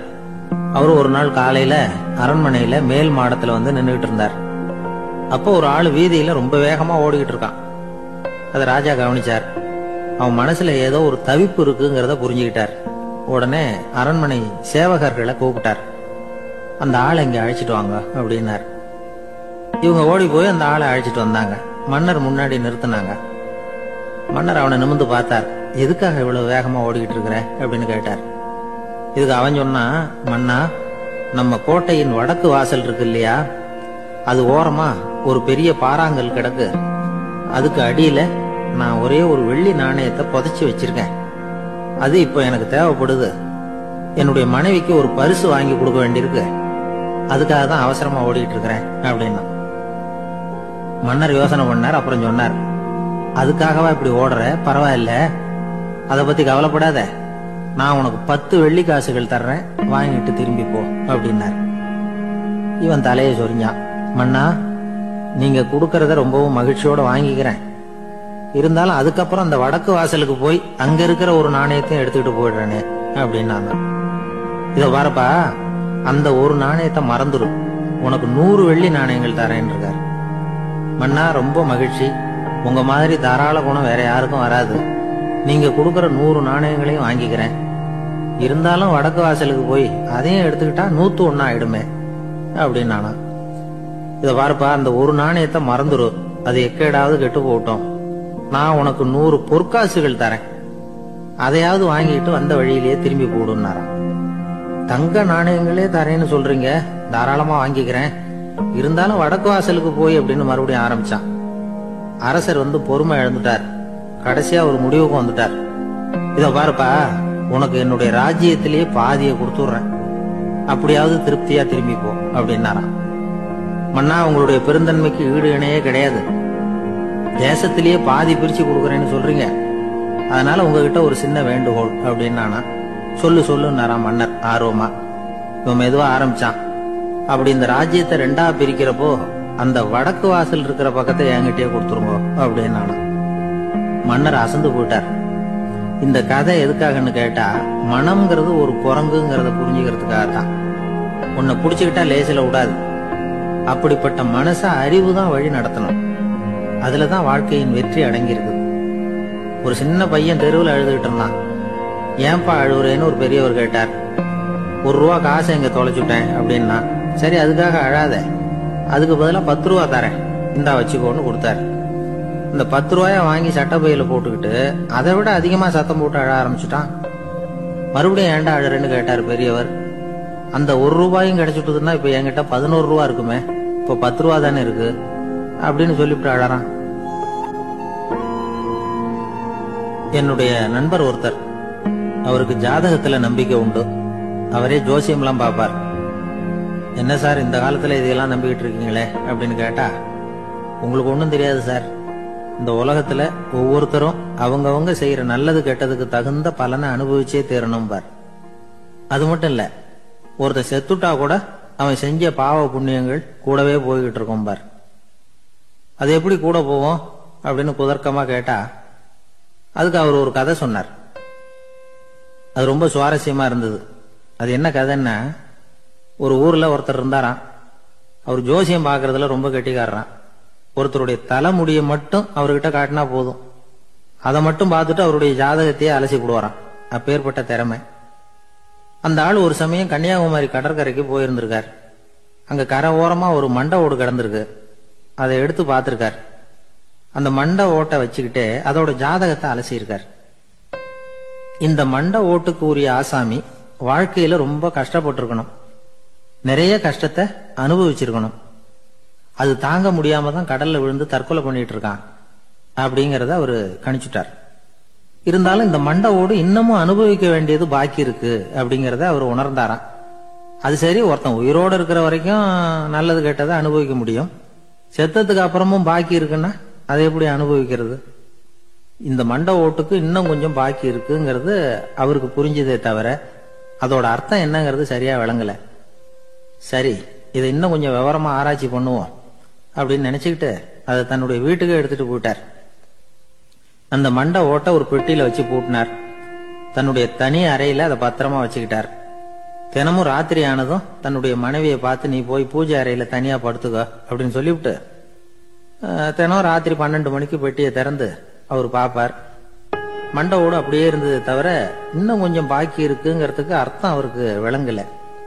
அந்த மண்டை ஓட்டுக்கு இன்னும் என்ன பாக்கி இருக்க போகுது? எப்படியோ ஒரு 10 நாள் போச்சு. அந்த வீட்டம்மாவுக்கு சந்தேகம் வந்துட்டுது. நம்ம வீட்டுக்காரரு நம்மளை தனியா ஏன் தூங்க சொல்றார் அப்படிங்கிற சந்தேகம். உடனே பக்கத்து வீட்டு அம்மா கிட்ட விஷயத்த சொல்லியிருக்கிறாங்க. அந்த அம்மா உடனே, நீ கவலைப்படாத, நான் கண்டுபிடிச்சு சொல்றேன் அப்படின்னு சொல்லிவிட்டாங்களாம். அன்னைக்கு ராத்திரியே ஜன்னல் வழியா எட்டி பார்த்துருக்குறாங்க. இந்த ஆளு மண்டை ஓட்டை கையில வச்சுக்கிட்டு அது திருப்பி திருப்பி பார்த்துக்கிட்டு இருக்கிறான். அதை பார்த்துட்டாங்க. மறுநாள் காலையில அவரோட மனைவியை பார்த்தாங்க. ஏம்மா, உன் வீட்டுக்காரருக்கு நீ முதல் மனைவியா 2வது மனைவியா அப்படின்னு கேட்டாங்களாம். எனக்கு தெரிஞ்ச வரைக்கும் நான் ஒருத்தி தான் அவருடைய மனைவி அப்படின்னாங்களாம் அவங்க. அப்படி இல்ல, நீ அவருக்கு 2வது மனைவி. முதல் மனைவியின் மண்டை ஓட்டை தான் அவர் தினமும் ராத்திரியில எடுத்து பார்த்துக்கிட்டு இருக்கிறார் அப்படின்னாங்க அடுத்து விட்ட அம்மா. அப்படியா விஷயம் அப்படின்னு சொல்லிவிட்டு கணவன் வீட்டுல இல்லாத நேரமா பார்த்து அந்த மண்டை ஓட்டை எடுத்து கொண்டாந்து ஒரு உரல்ல போட்டு உலக்கையால குத்தி நொறுக்க ஆரம்பிச்சுட்டாங்க. வெளியில போயிருந்த அந்த ஆள் அப்பதான் உள்ள நுழைஞ்சார். மண்டை ஓடு உலக்கை கிட்ட குத்து வாங்கிட்டு இருக்கு. அது அனுபவிக்க வேண்டியது இன்னும் கொஞ்சம் பாக்கி இருக்குங்கிறதுக்கு அர்த்தம் எனக்கு இப்பதான் புரிஞ்சுது அப்படின்னாராம் அவர். இந்த கதையிலிருந்து நாம இன்னொரு நீதியையும் புரிஞ்சுக்கணும். அதாவது நம்ம வீட்டை பத்தி நமக்கு புரியாததெல்லாம் அடுத்த வீட்டுக்காரங்களுக்கு நல்லா புரியும்.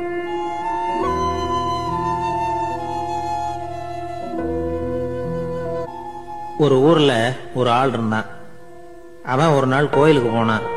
கடவுள்கிட்ட வேண்டிக்கிட்டான், எனக்கு ஒரு 1 லட்சம் ரூபாய் நீ கொடுத்தா நான் உன் சன்னதியில ஒரு தேங்காய் உடைக்கிறேன் அப்படின்னு வேண்டிக்கிட்டான். கடவுள் பார்த்தார்.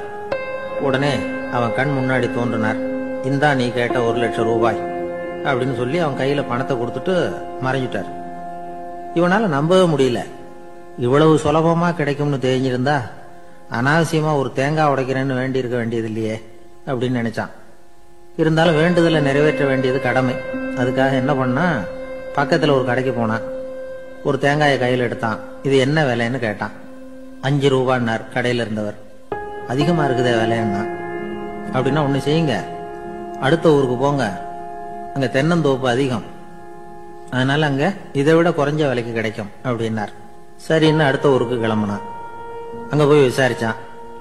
ஒரு தேங்காய் 3 ரூபாய் விலைன்னாங்க. இதுவும் அதிகமா தெரியுதேன்னா. அப்படின்னா ஒண்ணு செய்ய, அதோ அந்த ஆத்து ஓரமா ஒரு தென்னை மரம் இருக்கு பார், அதுல நீயே ஏறி பறிச்சுக்கோ, ஒரு தேங்காய்க்கு 1 ரூபா கொடுத்தா போதும் அப்படின்னார் அந்த தோப்புக்கு சொந்தக்காரரு. இவனுக்கு மரம் ஏற தெரியாது. இருந்தாலும் ஆசை யார விட்டுது, விலை சல்லிசா இருக்குதே. ஆத்து ஓரம் போனா தட்டு தடுமாறி அந்த மரத்துல ஏறினா அந்த தென்னை மரம் வளைஞ்சி ஆத்து பக்கம் போய் அப்புறம் நிமிர்ந்து இருந்தது.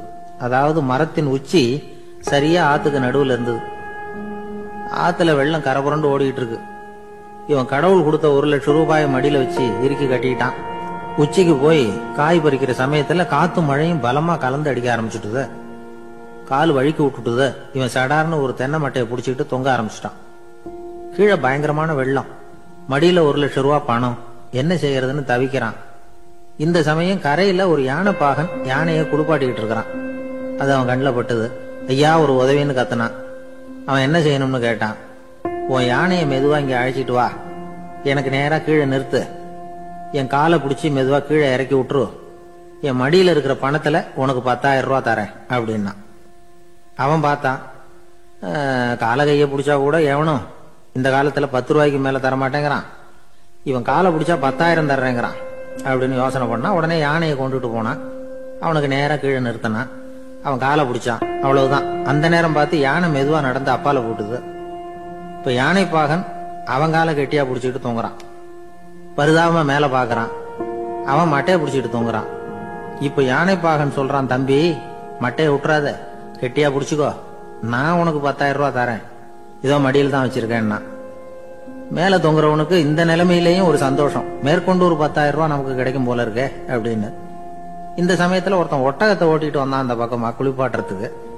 யானை பாகம் பார்த்துட்டான். ஐயா ஒட்டகக்காரரே, அதை இங்க கொண்டுட்டு வா, எங்க காலை பிடிச்சி பத்திரமா இறக்கி விடு, நாங்க பணம் கொடுக்குறோம்னா. அவனும் பணத்துக்கு ஆசைப்பட்டு வந்தான். அவன் காலை பிடிக்கிற சமயம் ஒட்டகமும் நழுவி போட்டுது. இப்ப 3 பேருமே வரிசையா தொங்குறாங்க. ஒட்டகக்காரன் கத்துறான், தம்பி மட்டையை விட்டுறாத, கெட்டியா பிடிச்சுக்கோ, நான் என் மடியில இருக்கிற 5,000 உனக்கு தந்துடுறேன்னா. மேல தொங்குறவனுக்கு இன்னமும் சந்தோஷம், இவனும் பணம் தர்றேங்கிறான் அப்படின்னா இன்னைக்கு நமக்கு மொத்த பண வரவு எவ்வளவு அப்படின்னு ஒவ்வொன்னா கூட்டி பார்க்க ஆரம்பிச்சான். மனக்கணக்கு சரியா வரல. அதனால அப்படியே விரல விட்டு எண்ண ஆரம்பிச்சான். அவ்வளவுதான், மட்டையை விட்டுட்டு கை நழுவி வந்துட்டுது. 3 பேரும் பொத்துன்னு ஆத்துல விழுந்தாங்க. படாத பாடுபட்டு தட்டு தடுமாறி கரைக்கு வந்து சேர்ந்தாங்க. 3 பேர் மடியில இருந்த பணமும் ஆத்தோட போட்டுது. பேராசை பெருநஷ்டம் அப்படின்னு ஒரு பழமொழி இருக்குல்ல, அதை விளக்கறதுக்காக சொல்லப்பட்ட கதை இது. இந்த காலத்துல ஒருத்தர் ஒரு நீச்சல் குளத்துல நீச்சல் அடிச்சுட்டு இருக்கிறார். காவலுக்கு இருந்தவர் அதை கவனிச்சுட்டார். கரையில இருந்து சத்தம் போட்டாராம், இதோ பாருங்க, இங்க ராத்திரி 8 மணிக்கு மேல நீச்சல் அடிக்கிறது சட்டப்படி குற்றம், அதுக்கு அனுமதி கிடையாது, தெரியாதா உங்களுக்கு அப்படின்னாராம். இதுக்கு அவரு, ஐயோ நான் நீச்சல் அடிக்க வந்தவன் இல்லைங்க, சும்மா சுத்தி பார்க்க வந்தவன், தடுமாறி குளத்துல விழுந்துட்டேன், நீச்சல் தெரியாது, அதனால தத்தளிச்சுக்கிட்டு இருக்கிறேன் அப்படின்னு கத்துனாராம். கரையில இருந்தவர் பார்த்தார். ஓ அப்படின்னா சரி, அதுக்கு ஒன்னும் தடை இல்லை அப்படின்னு சொல்லிவிட்டு அவர் பாட்டு நடந்து போயிட்டாராம்.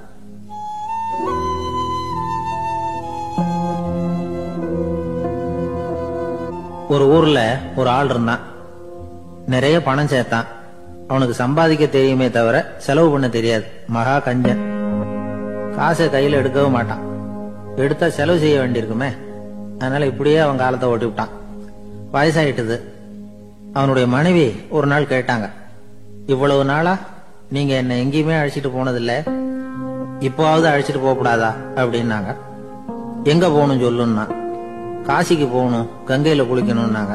இவன் பார்த்தான், இதுக்கு ஏன் அவ்வளவு தூரம் செலவு பண்ணிட்டு போகணும், நம்ம ஊர் ஆத்துலயே குளிக்கலாமே, இதுவும் புண்ணிய நதி தான், இங்க குளிச்சா அங்க குளிச்ச பலன் கிடைச்சிரும் அப்படின்னா. சரின்னு 2 பேரும் ஆத்தங்கரைக்கு போனாங்க. அன்னைக்கு ஏதோ விசேஷம், நிறைய கூட்டம், நிறைய பேர் குளிச்சுக்கிட்டு இருக்கிறாங்க. கரையில சில புரோகிதர்கள் நின்றுகிட்டு இருக்கிறாங்க. குளிக்கிறதுக்கு முந்தி அவங்க கிட்ட உட்காந்தா ஏதோ மந்திரம்லாம் சொல்லுவாங்க, கொஞ்சம் காசு கொடுக்க வேண்டியிருக்கும். அதனால இவன் என்ன பண்ணா, ஆத்தங்கரையிலேயே கொஞ்சம் தூரம் போனான். ஊரை விட்டு தள்ளி வந்துட்டான். அங்க யாருமே இல்ல. அப்பாடான்னு சந்தோஷப்பட்டான். குளிக்கலாம்னு புறப்பட்டான். இந்த நேரம் கடவுள் பார்த்தார், இந்த கஞ்சனுக்கு ஏதாவது புத்தி போகட்டணும் அப்படின்னு நினைச்சார். உடனே ஒரு புரோகிதர் மாதிரி உருவத்தை மாத்திக்கிட்டு அந்த ஆள் முன்னாடி வந்து நின்னார். அவனுக்கு அதிர்ச்சி, இங்க யாருமே இருக்க மாட்டாங்கன்னு நினைச்சா இங்கேயுமே ஒரு ஆள் வந்துட்டாரு, என்ன பண்றதுன்னு யோசனை பண்ணான். புரோகிதர் உருவத்தில் இருந்த கடவுள் சொன்னார், இத பாருங்க, இன்னைக்கு விசேஷ நாள், நீராடுறதுக்கு முன்னாடி சுயகல்பம் பண்ணிக்கிறது ரொம்ப நல்லது அப்படின்னார். என்கிட்ட பணம் எதுவும் இல்லையேன்னா. பரவாயில்ல, அப்புறமா கொடுங்க, வாங்கிக்கிறேன், ஆனா ஒண்ணு, எவ்வளவு கொடுப்பீங்கிறத மட்டும் இப்பவே சொல்லிவிடுங்க அப்படின்னார். இவன் ரொம்ப யோசனை பண்ணான். ஒரு 10 பைசா தரேன் அப்படின்னா. சரின்னு ஒத்துக்கிட்டு எல்லா கிரியைகளையும் அவர் செஞ்சார். அதுக்கப்புறம் கணவனும் மனைவியும் ஆத்துல குளிச்சாங்க. அவர் போயிட்டார். கொஞ்ச நாள் கழிச்சு அவன் வீட்டுக்கு வந்தார் கடனை வசூல் பண்றதுக்கு. வாசல்ல நின்றுகிட்டு இருந்த அவன் மனைவி இவரை பார்த்ததும் தயங்க ஆரம்பிச்சாங்க. அந்த அம்மா கிட்ட விஷயத்த சொன்னார். அந்த அம்மா ஓடி போய் உள்ள இருக்கிற தன்னுடைய கணவர்கிட்ட சொன்னாங்க. அவன் யோசனை பண்ணான், இப்ப வெளியில போனா அவனுக்கு 10 காசு கொடுக்க வேண்டியிருக்கும், அதனால எனக்கு காய்ச்சல்னு அந்த ஆளுகிட்ட சொல்லிவிடு, இன்னொரு சந்தர்ப்பத்துல என்ன வந்து பார்க்க சொல்லு அப்படின்னா. அந்த அம்மா போய் சொன்னாங்க. அப்படிங்களா, அப்படின்னா அவரை நான் உடனே போய் பார்க்கணுமே அப்படின்னு உள்ள நுழைய ஆரம்பிச்சார். அவங்க மறுபடியும் இருங்க தான் வரேன்னு சொல்லிவிட்டு உள்ள ஓடி விஷயத்த சொன்னாங்க. இது ஏதுடா வம்பா போச்சு அப்படின்னு பார்த்தான். மனைவியை கிட்டத்துல கூப்பிட்டான். இதோ பாரு, ஜன்னி கண்டு நான் இறந்து போயிட்டதா சொல்லிவிடு அப்படின்னா சொன்னாங்க. புரோகிதர் பார்த்தார். அப்படின்னா ஒரு வழியா இருந்து அவருடைய இறுதி சடங்குகளையும் நானே முடிச்சுட்டு போயிடுறேன் அப்படின்னார். உள்ள இருந்தவன் யோசனை பண்ணான், அந்த ஆளு என்ன விடமாட்டான் போல இருக்கு, அதனால ஒரு சவப்பெட்டியில என்ன வச்சு தூக்கிக்கிட்டு மயானத்துக்கு போங்க பாத்துக்கலாம் அப்படின்னா. புரோகிதரும் விடுற மாதிரி இல்ல, கூடவே நடந்து போயிட்டு இருக்கிறார். அங்க இறக்கி சடங்குகளை முடிச்சுட்டு தீ வைக்கிற நேரம் பொட்டிக்குள்ள இருந்த நம்ம ஆளு அலறி அடிச்சுட்டு வெளியில ஓடி வந்தான். புரோகிதர் உருவத்துல இருந்த கடவுள் சிரிச்சார், தன்னுடைய சுய உருவத்தை காட்டினார். அதுக்கப்புறம் அவனை கூப்பிட்டு, இத பாருப்பா, ஏன் இப்படி அல்லாடுற, ஏதாவது வர வேணும்னா கேள்தரேன் அப்படின்னார். அவன் யோசனை பண்ணான். பகவானே, ஒரே ஒரு வரம் தான் உங்ககிட்ட கேட்கணும்னா. என்ன வேணும் கேளுன்னார். அந்த 10 பைசா தட்சணையை தள்ளுபடி பண்ணா போதும் அப்படின்னா. கடவுளும் சரின்னு சொல்லிட்டு போயிட்டார். இப்படி ஒரு கதையை சுவாமி சிவானந்தர் சொல்லியிருக்கிறார். செல்வந்தர்கள் பல பேர் இப்படித்தான் இருக்கிறாங்க. தாங்களும் அனுபவிக்க மாட்டாங்க, அடுத்தவங்களுக்கும் கொடுக்க மாட்டாங்க. இது மாதிரியான கஞ்சர்களுக்கு இந்த உலகம் இல்லை, அந்த உலகம் இல்லைங்கிறார் அவர். இந்த கதையில கடவுள் கடன் வசூலுக்கு வந்தது மாதிரி நம்ம ஊர் ஆள் ஒருத்தன் இன்னொருத்தர்கிட்ட 10 பைசா கடன் கொடுத்துட்டான். திருப்பி வாங்கறதுக்கு நடையா நடக்கிறான். கடைசியா கேட்டான், நீ எப்பதான் கடனை திருப்பி தரப்போற, அதை முடிவா சொல்லுன்னா. வர்ற வியாழக்கிழமை கண்டிப்பா கொடுத்துருவேன் அப்படின்னானா அவன். அன்னைக்கு நான் ஊர்ல இருக்க மாட்டேனே அப்படின்னானா இவன். அதனால என்ன, நானும் தான் அன்னைக்கு ஊர்ல இருக்க மாட்டேன் அப்படின்னா. ஒரு ஊர்ல ஒருத்தர் இருந்தான். ஏதோ ஒரு சின்ன அலுவலகத்துல வேலை பார்த்துக்கிட்டு இருந்தான். ரொம்ப ஏழை. வர்ற கொஞ்சம் வருமானத்தை வச்சு வாழ்க்கையை ஓட்டிட்டு இருந்தான். ஒரு நாள் தெரு வழியா அவன் நடந்து வந்துகிட்டு இருக்கிறான். தெருவுல ஒரு காசு கிடந்தது. அதை பார்த்துட்டான். அது குனிஞ்சு எடுத்தான். அது ஒரு பழங்கால காசு. அந்த காசு நடுவுல ஒரு துளை இருந்தது. அதாவது துளையிட்ட நாணயம். பழங்காலத்துல புழக்கத்துல இருந்த ஒரு நாணயம் அது. துளையிட்ட நாணயம் கிடைச்சதுன்னா ரொம்ப நல்லது, அது அதிர்ஷ்டம் அப்படின்னு ஒரு நம்பிக்கை உண்டு. இவன் கையில் அது கிடைச்சதும் ரொம்ப சந்தோஷப்பட்டான். இனிமே என்னுடைய கஷ்டம்லாம் தீர போகுது, அதிர்ஷ்டம் என்ன தேடி வரும், நான் பணக்காரன் ஆயிடுவேன் அப்படின்னு சொல்லிட்டு அந்த காசை தன்னுடைய கோட்டு பையில பத்திரமா போட்டு வச்சுக்கிட்டான். அடிக்கடி அதை தொட்டு பாத்துக்கிறது உண்டு, வெளியில எடுக்க மாட்டான். இப்படியே கொஞ்ச காலம் ஆச்சு. அதுக்கப்புறம் என்னாச்சு தெரியுமா, நிஜமாவே அதிர்ஷ்டம் அவனை தேடி வர ஆரம்பிச்சுட்டு செல்வம் வந்து குவிஞ்சது. பணம், பதவி, புகழ் எல்லாம் வந்து சேர்ந்தது. சமூகத்துல அவன் ஒரு பெரிய மனுஷன் ஆயிட்டான். எல்லாரும் அவனை பாராட்டினாங்க. அவன் எதை தொட்டாலும் வெற்றி, எல்லாம் அந்த காசோட மகிமை அப்படின்னு அவன் மனசுக்குள்ள நினைச்சுக்கிட்டான். தினமும் காலையில அந்த கோட்டை போட்டுக்கிட்டு தான் வெளியில கிளம்புவான். புறப்படுறதுக்கு முன்னாடி கோட்டு பாக்கெட்டை தொட்டு பாத்துக்குவான், உள்ள காசு இருக்கா அப்படிங்கறத உறுதிப்படுத்திக்குவான். அதுக்கப்புறம் தான் வெளியில கிளம்புவான். இப்படியே பல வருஷம் ஓடி போச்சு. ஒரு நாள் அவனுக்கு அந்த ஆசை வந்துட்டுது. அதாவது அந்த துளையிட்ட நாணயத்தை எடுத்து கண்ணால பாக்கணும் அப்படின்னு. காலையில சாப்பிட்டுட்டு இருந்தான். அப்போ தன்னுடைய மனைவி கிட்ட சொன்னான், ரொம்ப நாளைக்கு அப்புறம் என்னுடைய அந்த நாணயத்தை இன்னைக்கு வெளியில எடுத்து பார்க்க போறேன்னா. என்னத்துக்கு அது, இப்ப அதை பார்க்க வேணாமே அப்படின்னு மெதுவா இழுத்தாங்க அந்த அம்மா. இல்ல இல்ல, நான் பார்த்தே தீரணும் அப்படின்னு அவன் தன்னுடைய சட்டை பைக்குள்ள கைய விட்டான். உள்ள இருந்த நாணயத்தை வெளியில எடுத்தான். பார்த்தா அவனுக்கு ஆச்சரியமா போச்சு. அந்த நாணயத்துல தொலையே இல்லை. என்ன ஆச்சு அப்படின்னு சொல்லி அவன் ரொம்ப குழம்பி போயிட்டான். இப்ப அந்த அம்மா சொன்னாங்க, நான் தான் ஒரு நாள் உங்க கோட்டு ரொம்பவும் தூசியா இருக்கேன்னு சொல்லி அதை ஜன்னலுக்கு வெளியில உதறினேன். உள்ள இருந்த அந்த காசு அப்ப எனக்கு தெரியாது, ஞாபகத்துல இல்ல. அது தெருவில் விழுந்துட்டது போல இருக்கு. அதுக்கப்புறம் எவ்வளவோ தேடி பார்த்தேன், கிடைக்கல. அதுக்குள்ள அதை யாரோ எடுத்துட்டு போயிட்டாங்க போல இருக்கு. அது இல்லைங்கிறது உங்களுக்கு தெரிஞ்சா வருத்தமா இருக்குமேங்கிறதுக்காக நான் தான் வேற ஒரு நாணயத்தை எடுத்து சட்டை பைக்குள்ள வச்சுட்டேன் அப்படின்னு விவரத்தை சொன்னாங்க அந்த அம்மா. இது எப்ப நடந்ததுன்னு கேட்டான். உங்களுக்கு அந்த காசு கிடைச்சதே அன்னைக்கு மறுநாளே இது நடந்து போச்சு அப்படின்னாங்களாம். இத கொஞ்சம் யோசனை பண்ணி பாருங்க. அவனுக்கு அதிர்ஷ்டத்தை கொடுத்தது அந்த நாணயம் இல்ல, அவனுடைய நம்பிக்கை, அதாவது தன்னம்பிக்கை. அதுதான் வேலை செஞ்சிருக்கு. இதுல இருந்து நாம தெரிஞ்சுக்க வேண்டியது என்னன்னா, வாழ்க்கையில முன்னேற நினைக்கிறவங்களுக்கு தன்னம்பிக்கை ரொம்ப முக்கியம். அது இல்லைன்னா முன்னேற முடியாது. ஒருத்தன் சொன்னானா, நான் எப்பவுமே என்னதான் சார் நம்புவேன், மத்தவங்கள நம்ப மாட்டேன். நேற்றுக்கு பாருங்க, திடீர்னு 10 பேர் என்ன அடிக்க வந்துட்டாங்க, நான் ஒருத்தனாவே அதை சமாளிச்சேன் அப்படின்றான் ரொம்ப பெருமையா. அது எப்படின்னு கேட்டாங்களாம். ஒரே ஓட்டமா அங்க இருந்து ஓடி வந்துட்டேன் அப்படின்னு நானா.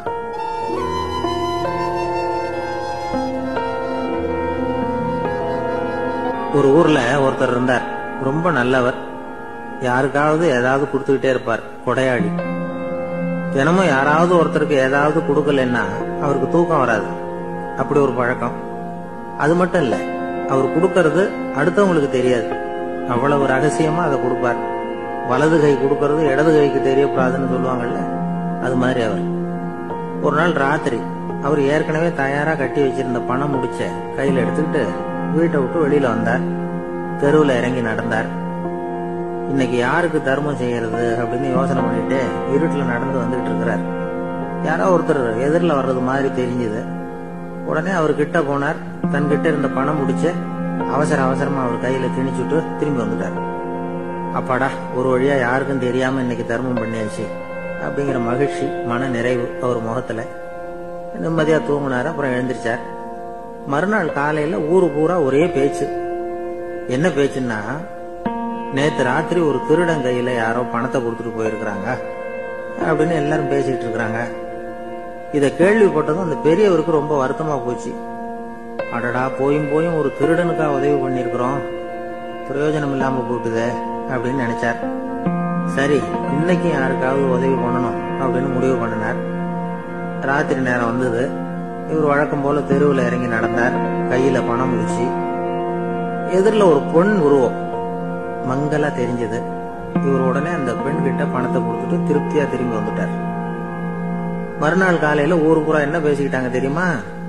நேத்து ராத்திரி நெறி தவறி நடக்கிற ஒரு பெண்ணின் கையில யாரோ பணத்தை வச்சுட்டு போயிருக்கிறாங்க அப்படின்னு எல்லாரும் பேசிக்கிறாங்க.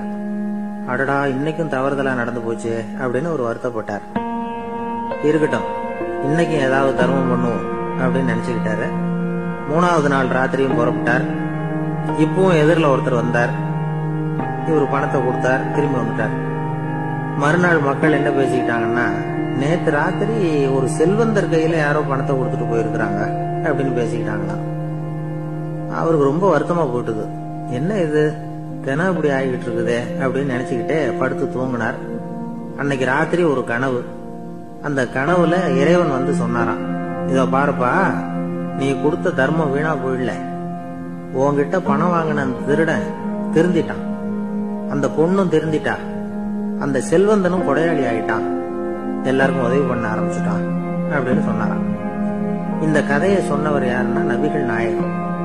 இதுல உள்ள கருத்து என்னன்னா, நல்ல மனசோட தர்மம் பண்ணுனா அது வீணா போறதில்லை. இன்னொரு கருத்து, தர்மம் வந்து தன்னை மட்டுமல்ல அடுத்தவங்களையும் தீமையிலிருந்து காப்பாற்றும். இதுதான் நாம புரிஞ்சுக்க வேண்டியது. இந்த காலத்திலே இது மாதிரி சில சம்பவங்கள் நடக்கிறது உண்டு. ஒரு பெரியவர் இருட்டுல நடந்து வந்துகிட்டு இருந்தாரு. எதிரில் வந்த ஒருத்தன் வலு கட்டாயமா ஒரு கையை பிடிச்சி ஒரு பண முடிப்பை கொடுத்து வச்சு சொல்லிவிட்டு விலகி போட்டான். பெரியவருக்கு ஆச்சரியம், இந்த காலத்திலயும் இப்படி வலது கை கொடுக்கறது இடது கைக்கு தெரியக்கூடாதுன்னு நினைக்கிற கொடையாளிகள் உண்டு போல இருக்கு அப்படின்னு யோசனை பண்ணிட்டே நடந்தார். கொஞ்ச தூரம் போயிருப்பாரு. அதுக்குள்ள அதே ஆள் திரும்பி வந்தான். கொடுத்த பண முடிப்பை திருப்பி கொடுங்க அப்படின்னு கேட்டு வாங்கிட்டான். இவருக்கு ஒன்னும் புரியல. ஏன் இப்படி பண்றேன்னார். அது ஒண்ணும் இல்லைங்க, கொஞ்ச நேரம் இதை உங்ககிட்ட கொடுத்து வச்சிருந்தேன், அவ்வளவுதான் அப்படின்னா. ஏன்னு கேட்டார். என்ன பின்னாடி போலீஸ் தேடிட்டு வந்துகிட்டு இருக்குது, அதுதான் அப்படி பண்ணேன், இப்ப போயிட்டுது, இனிமே ஒன்னும் பயம் இல்லை அப்படின்னு சொல்லிட்டு அவன் பாட்டுக்கு நடந்து போறான்.